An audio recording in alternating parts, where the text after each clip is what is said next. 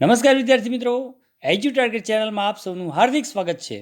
વિદ્યાર્થી મિત્રો, આજે આપણે ધોરણ 3 વિષય કલસોર એટલે કે ગુજરાતી એની અંદર પાઠ નંબર 9 રંગબેરંગી મસાલિયું એનો આજે આપણે ભાગ નંબર 1 જોવા જઈ રહ્યા છીએ.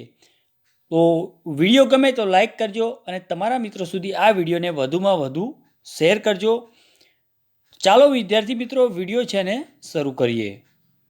મિત્રો, હજુ સુધી તમે અમારી એજ્યુ ટાર્ગેટ ચેનલ સબસ્ક્રાઈબ ના કરી હોય તો સબસ્ક્રાઈબ કરી લેજો અને બાજુમાં આવેલ બેલ આઇકન દબાવી દેજો. ત્યારબાદ ઓલ નોટિફિકેશન પર ક્લિક કરી દેજો, એટલે અમે જે કંઈ પણ વિડીયો મૂકીએ એ સૌથી પહેલાં તમને એનું નોટિફિકેશન મળી જાય. પાઠ નંબર 9 રંગબેરંગી મસાલિયું. આ મસાલિયું એટલે શું? તો વિદ્યાર્થી મિત્રો, અહીં આપણે જે શાક બનાવીએ છીએ એની અંદર અલગ અલગ પ્રકારના જે મસાલા આપણે એડ કરીએ છીએ, નાખીએ છીએ, એના વિશે વાત છે. જે શાકભાજીમાં મસાલા જે ઉપયોગ કરીએ છીએ એ અહીંયા તમે શાકભાજીનું ચિત્ર જોઈ શકો છો કે અલગ અલગ પ્રકારના ઘણા બધા શાકભાજીઓના અહીંયા આપેલા છે. તો સૌ પ્રથમ તો જોઈએ કે ચાલો ગાઈએ ગીતડું. અહીં સરસ મજાનું એક ગીત આપ્યું છે, એ અહીં ગાવાનું છે. તો આવ્યું રીંગણ, આવ્યા ટમેટા, ફ્લાવર સાથે આવ્યા બટેકા, ધોઈ સુધારી લીધા બાફી, કઢાઈમાં તો તેલ નાખી. એટલે આ બધા શાકભાજી આવ્યા, રીંગણા, ટમેટા, ફ્લાવર, બટેકા, આ બધાને ધોયા, સુધાર્યા, બરાબર, એટલે કે કાપી નાખ્યા અને પછી બાફી દીધા અને કઢાઈમાં તેલ નાખ્યું છે. ચલો આગળ જોઈએ કે રાઈ હિંગથી કર્યો વઘાર. પછી વઘાર કરે છે રાઈ અને હિંગથી. સુગંધ પહોંચી ઘરની બહાર, એટલે સરસ મજાની સુગંધ આવે છે. હળદર ને મરચું ભભરાવી, એટલે હળદર અને મરચું ઉપર ભભરાવે છે, નાખે છે. રંગ સ્વાદની આવે સવારી, એટલે હળદરથી રંગ આવે છે, મરચાંથી પણ રંગ આવે છે અને સ્વાદ પણ આવે છે. થઈ ગયું લો શાક તૈયાર, જમવા આવો સૌ દોસ્તાર. તો આ રીતે એક શાક બનાવવાનું આપણને એક આ સરસ મજાનું ગીત હતું, એ આપણે જોયું. ચલો આગળ જોઈએ કે વિચારો, અભિનય કરો અને કહો કે તમને તમારો ફોટો ગમતા ફોટા સામે આવું સ્માઇલી દોરવાનું છે. તો અહીં કેટલાક વાક્યો આપ્યા છે કે તમને તમારો કેવો ફોટો ગમે. તો જો પહેલું છે કે ઊંઘતો ગમે, બીજું હિંચકા ખાતો ગમે, ત્રીજું અક્કડ અદબ વાળીને બેઠેલો ગમે. તો જે તમને ફોટા ગમતા હોય એની આગળ તમારે સ્માઇલી દોરવાનું છે. તો જો ઊંઘતો ફોટો કોઈને ગમતો નથી, બરાબર, હિંચકા ખાતો ગમે, તો અહીંયા તમે આમ કરી અને આમ સ્માઇલી સરસ મજાનું અહીંયા દોરી શકો છો, બરાબર છે.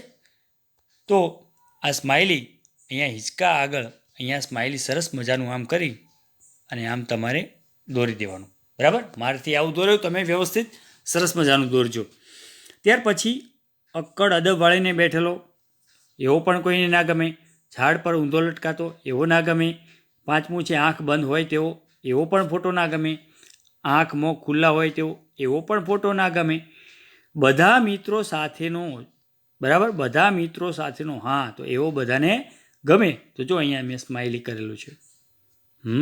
આવું સરસ મજાનું સ્માઇલ તમારે કરવાનું. પછી રડતો કોઈને ના ગમે. પછી બીમાર પડ્યા હોય ત્યારનો કોઈને ના ગમે, બરાબર. અને નવા કપડાં પહેરેલો, તો હા, નવા કપડાં પહેરેલો ગમે. તો અહીં તમારે સ્માઇલીનું ચિત્ર દોરવાનું છે, બરાબર, આ પ્રકારે. ચલો હવે આગળ જોઈએ કે ગીત આપેલું છે કે ફોટો પાડવું, આવું ગીત છે. હવે મમ્મી મમ્મી ફોટો પાડવું, બોલ સાચો કે ખોટો પાડવું. એટલે મમ્મીને કહે છે, મમ્મી તારો ફોટો પાડું, સાચો પાડું કે ખોટો પાડું, એવું છોકરો કહે છે. પછી કે મલક મલક તો થાય તું થોડું, નહીં તો ચહેરો રોતો પાડું. એટલે કે તું થોડુંક હસ, નહીં તો તારો ચહેરો હું રોતો હોય એવો ફોટો હું પાડીશ. જુઈ ચમેલી અઢેલી ઊભ, ગુલાબ જોડે જો બેઠો પાડું. તું તો મમ્મી પરી સમાણી, લે હવામાં ઉડતો પાડું. એટલે તું પરી જેવી છે, એટલે તારો ફોટો હવામાં ઉડતો હોય એવો પાડું. ખોલ જરીક આંખો તું સરખી કે પછી હું ઊંઘતો પાડું. એટલે તું તારી આંખો સરખી ખોલ, નહીં તો હું ઊંઘતો પાડી દઈશ. રાખને મોઢું બંધ જરીક, એટલે કે થોડુંક મોઢું બંધ રાખ, નહીં તો જો બડબડતો પાડું, નહીં તો તું બોલતી હોય એવું બડબડ કરતો હોય એવો ફોટો પાડીશ. બેસ મમ્મી તું પપ્પા સાથે, ફૂલ જોડે ગલગોટો પાડું. એટલે તું પપ્પા સાથે બેસ એટલે પપ્પા ગલગોટો અને તું ફૂલ જેવી લાગે. હા, એવું કહેવા માગે છે. આ ખોડાભાઈ પટેલે સરસ મજાનું આ ગીત લખેલું છે. ચલો હવે વાતચીત આવે છે. પહેલું છે કે જોડીમાં કામ કરો. એક મિત્ર ફોટોગ્રાફર બને ત્યારે બીજો મિત્ર મોડેલ, અને જુદી જુદી સ્ટાઇલમાં ફોટો પાડવાનો અભિનય કરો. પછી ભૂમિકા બદલીને અભિનય કરો. એટલે આ તમારે આવી રીતે રમત રમવાની છે. હવે બીજું છે કે તમને ફોટો પાડવા ગમે કે પડાવવા ગમે, કેમ? તો આપણે કહી શકીએ કે મને ફોટો પાડવા ગમે અને મને તો પડાવવા પણ ગમે. કેમ? કે મને ફોટો પડાવવાનો બહુ જ શોખ છે. બરાબર? હા, તમે એવું વાત કહી શકો. હવે આગળ કે ગાઓ, વાંચો, વિચારો અને લખો. પહેલું છે ગીતમાં કેટલા સ્થળ આવે છે અને કયા કયા? તો ગીતમાં 4 સ્થળ આવે છે. જુઈ ચમેલીનો છોડ, ગુલાબનો છોડ, ગલગોટાનો છોડ અને ઘર પપ્પા. બરાબર?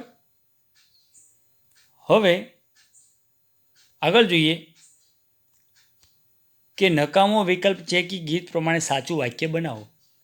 પહેલું છે કે બાળક મમ્મીનો હસતો ફોટો, અહીંયા રડતો છે એ ચેકી નાખવાનું છે, અને હસતો ફોટો પાડવા માંગે છે. તે માટે તે મમ્મીને કહે છે કે તું ઝીણું ઝીણું હસ. બરાબર? આ તું ચહેરો રડતો રાખ, અહીંયા આપણે ચેકી નાખવાનું છે. જો અહીંયા મેં ચેકેલું છે બધા, એ પ્રકારે તમારે ચેકવાનું છે. બીજું છે કે બાળકને મમ્મી પરી જેવી લાગે છે, તેથી તે મમ્મીનો ઉડતો ફોટો પાડવા માંગે છે. ત્રીજું છે કે જો મમ્મીની આંખ સરખી ખુલ્લી નહીં હોય તો ફોટામાં મમ્મી રડતી લાગશે. ચોથું છે કે જો મમ્મીના હોઠ સરખા બંધ નહીં હોય તો ફોટામાં તે ઝઘડતી હોય તેવી લાગશે.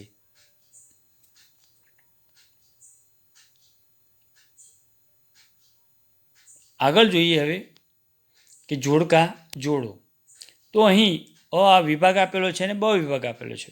તો અહીં પહેલું છે કે મમ્મી ઝીણું સ્મિત નહીં કરે તો હું તે રડતી હોય તેવો ફોટો પાડીશ. એટલે કે અહીંયા આપણે ખાનાની અંદર ઈ લખવાનું છે, પણ કેવો? નાનો ઈ. એ જ પ્રકારે તમે જોઈશો તો બીજામાં મોટો ઈ છે, ત્રીજામાં મોટો ઉ છે, ચોથામાં અ છે, પાંચમામાં આ છે અને છઠ્ઠામાં નાનો ઉ છે. તો આ પ્રકારે તમારે વાક્યો જોઈ અને વાંચવાના છે, અને અહીંયા આ રીતે ખાનામાં લખી લેવાનું છે. ચલો, અહીંયા પાડ આવે અથવા ખા એ તમારે અહીંયા લખવાનું છે. તો જો અહીંયા આપણને કૌંસમાં આપેલા છે કે હવા, ભાજી, તાવ, કેરી, હિંચકો, મહેમાન. તો અહીંયા શું પાડી શકાય, શું શું આવે અને શું ખાઈ શકાય, એની અંદર તમારે આનું વર્ગીકરણ કરવાનું છે. તો જો દાખલા તરીકે ફોટો પાડ, પછી આની અંદરથી તાળી, આ રહી તાળી, તો તાળી પાડ, કેરી પાડ, ફૂલ પાડ. પછી હવા આવે, તાવ આવે, પરી આવે અને ઊંઘ આવે. હવે ભાજી ખા, હિંચકો ખા, લાડવા ખા અને બગાસું ખા. તો આ પ્રકારે તમારે વર્ગીકરણ કરવાનું છે. ચલો, હવે કાવ્યને આધારે કૌંસમાંના શબ્દોનો ઉપયોગ કરી ખાલી જગ્યા પૂરો. અહીંયા કૌંસમાં આપણને શબ્દો આપ્યા છે: ઊંઘતી, મયકતી, મલકતી, ઉડતી, ફૂલ જેવીને બળબડતી. તો પહેલું છે કે મમ્મી હસતી હોય ત્યારે કેવી લાગે છે? તો મલકતી. બીજું છે કે ગુલાબ જોડે બેસે ત્યારે મહેકતી લાગે છે. ત્રીજું છે પરી જેવા ફોટામાં ઉડતી લાગે છે.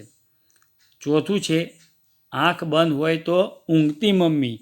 પાંચમું છે હોઠ ખુલ્લા રહી જાય તો બડબડતી મમ્મી.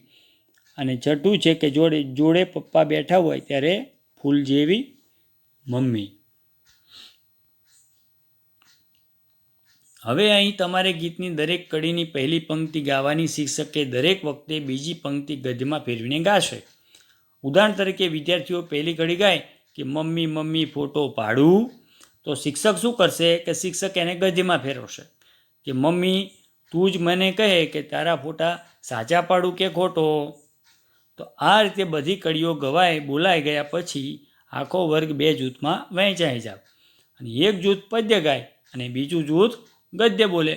તે પછી ગદ્ય પદ્ય બોલનાર જૂથ બદલી નાખવા. બરાબર. અને આ રીતે રમત રમવી. ચલો આગળ. હવે અહીંયા આવે છે કે આવો ગાઈએ ગીતડું, આવ્યું રીંગણ આવ્યા ટમેટા. આ ગીત તમારે ગાવાનું છે.